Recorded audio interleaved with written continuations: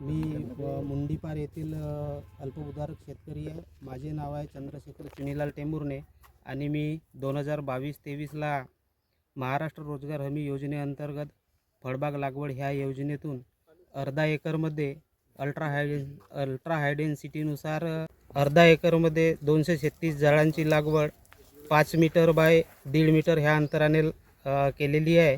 आणि त्यामध्ये केसर, दशेरी, लंगडा अशा विविध व्हेरायटीज लावलेल्या आहेत.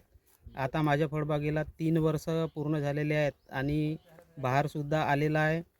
कृषी विभागातर्फे मला ठिबक साठी 15,000 रुपयाचे अनुदान मिळालेले आहे आणि फळबागेसाठी 3 वर्षामध्ये 48,000 रुपयाचं अनुदानसुद्धा मिळालेलं आहे.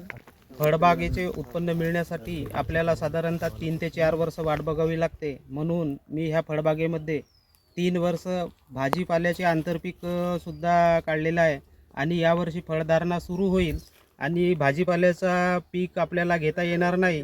म्हणून मी यावर्षी 2 बेडांच्या मधामध्ये कांद्याची लागवड केलेली आहे.